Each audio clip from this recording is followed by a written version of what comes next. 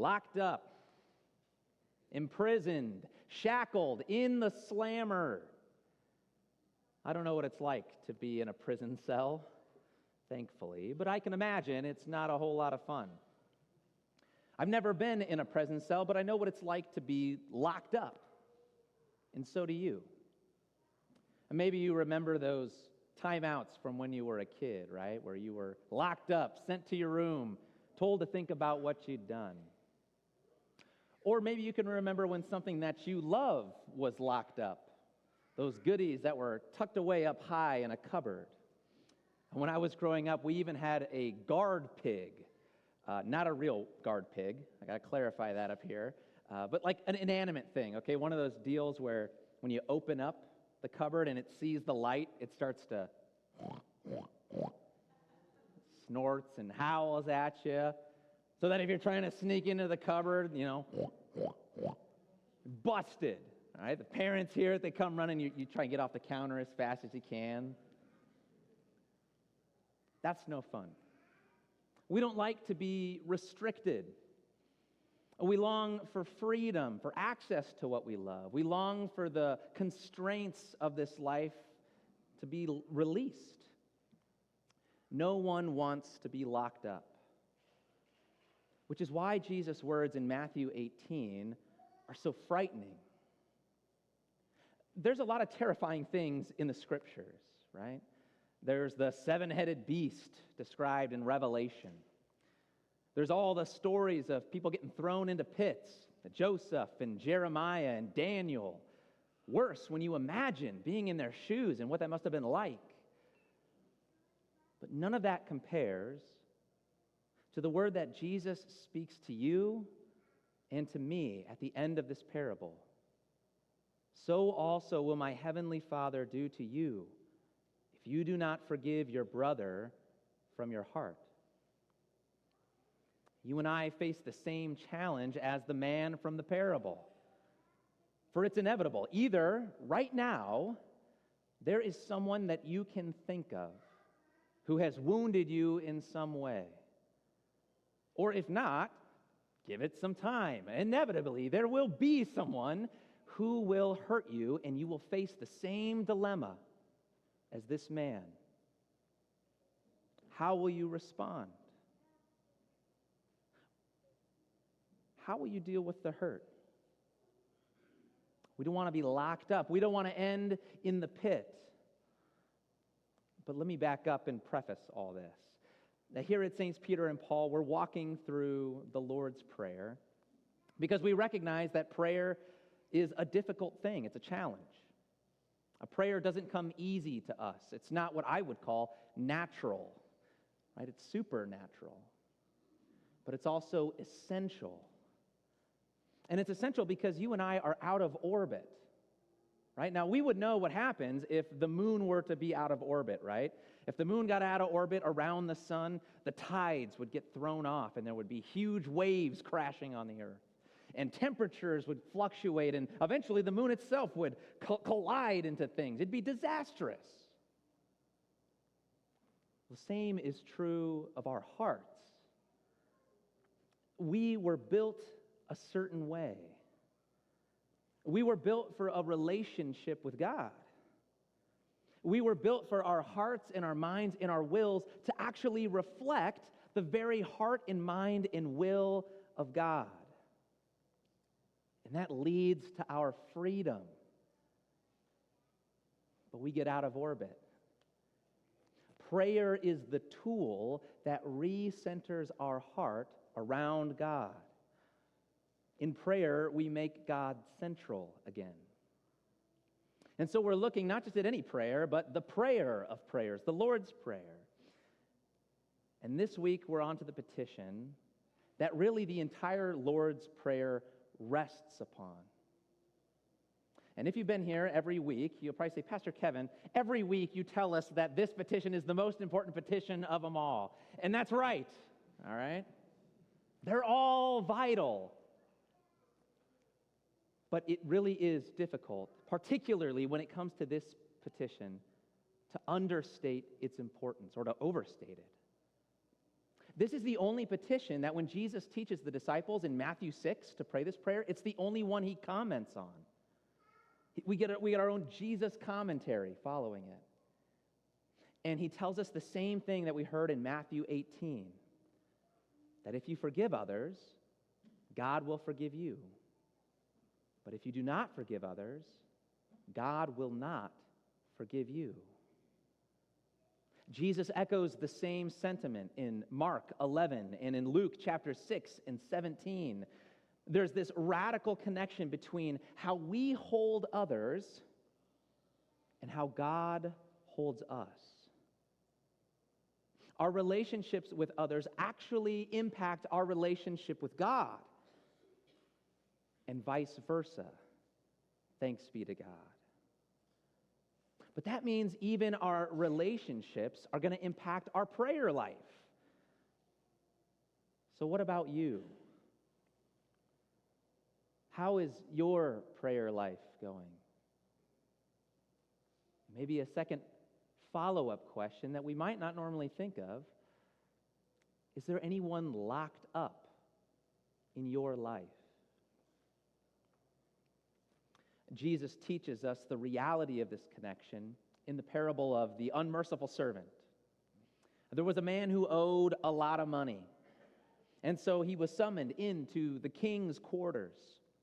And as he walks into the double doors of the palace, there's an aide standing there next to the king with a huge ledger, turning to the page where this man's name was found at the upper right-hand corner. And the king looks at the bottom of the ledger and he says, "Servant, it says here you owe me a lot of money." "Yes, sir." "You owe me 10,000 talents. "Yes, sir." "I want my money." "Yes, sir." "I want my money now." "Yes, sir." "No, sir. Well, what I mean is I don't have 10,000 talents. And then the king turns to the aide, and they start to have this conversation about selling the man and his wife and his children into slavery, about disposing of all the man's personal property to somehow recoup just a little bit of this enormous debt. And when the king turns back to the servant's down on his knees on the carpet. And the servant looks up to the king and he says, "Have mercy on me. Have mercy. I'll pay back everything I owe. Just give me a little bit of time." But you know what the king does. He does better than just give him a little more time. He takes that page out of the ledger and he rips it out. He tears it to shreds and he looks down at the servant and he says, "I forgive you your debt. You are free and clear. Go in peace." Think of the viscera in this man. Think of the ecstasy this man must have felt. I think the tears on his cheeks would have dried right up. They would have evaporated. And he wouldn't have stood up on the carpet. He would have been floating. He wouldn't have touched the carpet again. And as he leaves that inner chamber, he wouldn't have to push open the double doors. He would just go right through them, float all the way down the palace steps. This man was headed for freedom. Or at least that's what you'd expect. Do you know how much 10,000 talents is? Neither did I, until I looked it up. And in today's currency, this would be somewhere over $3 billion. Now, can you imagine if you bought a ticket for the next Mega Million jackpot and you won $3 billion? The only thing that would keep you fixed to the earth at that point would be the hand of the fella who you were shaking, who had just told you you'd won, right? Now imagine if just the day before, you'd lent your neighbor $20.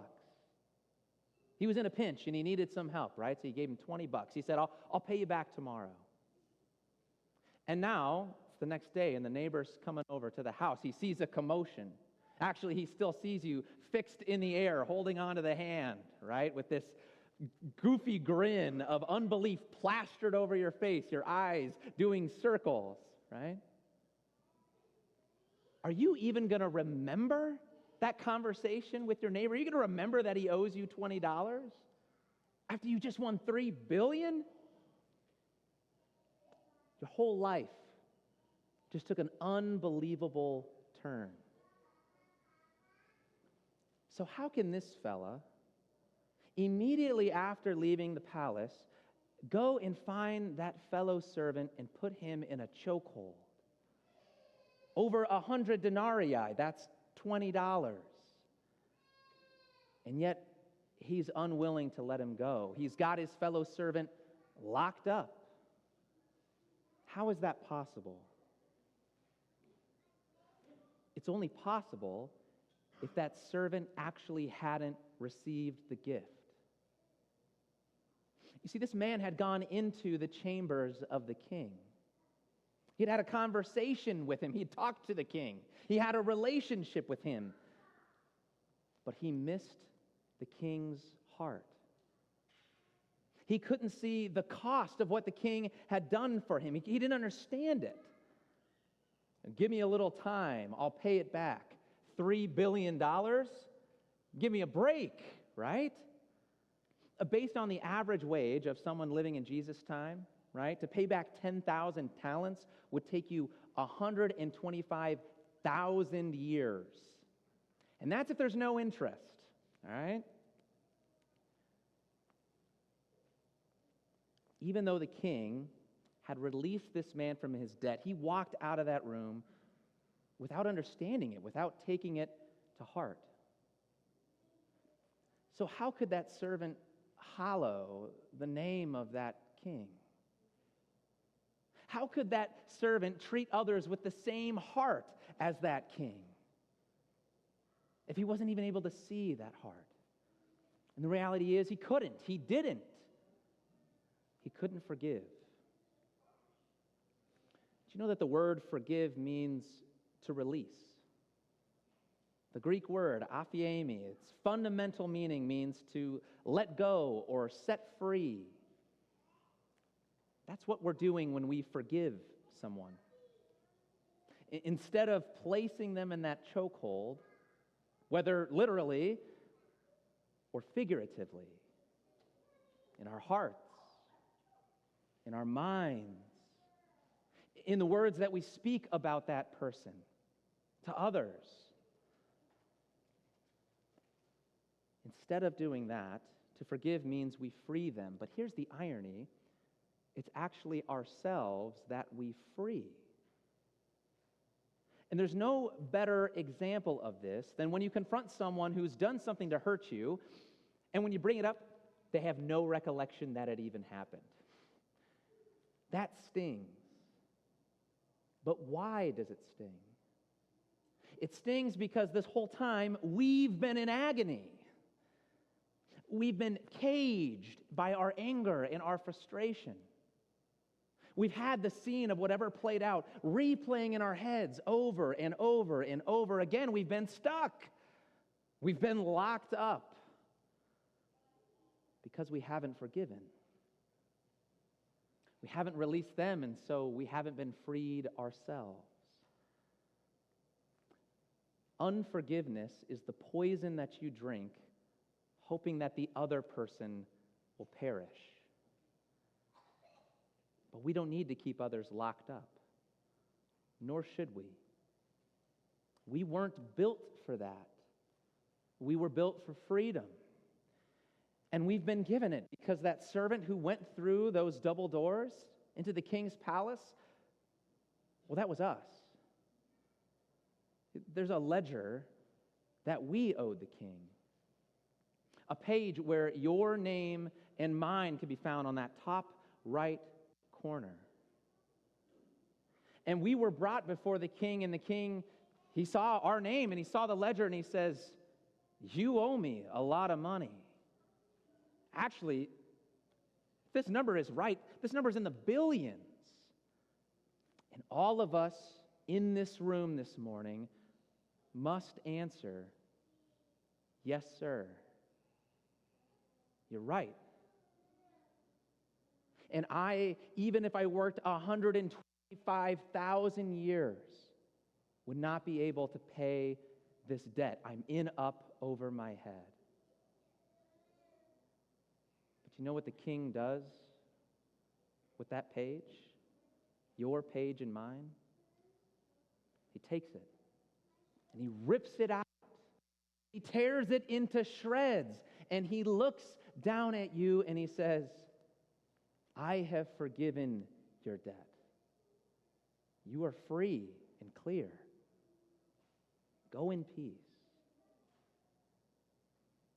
How can he do that? He can do that because Jesus got locked up. Jesus got himself fastened to a cross. And in the greatest act of human history, Jesus stayed. Jesus looked down from that cross through the corridors of time to see us, humanity, lying and cheating and deceiving and hurting. And Jesus, he saw us shackled and imprisoned, and he said, Father, forgive them. Release them. Is there anyone locked up in your life? Look to Jesus.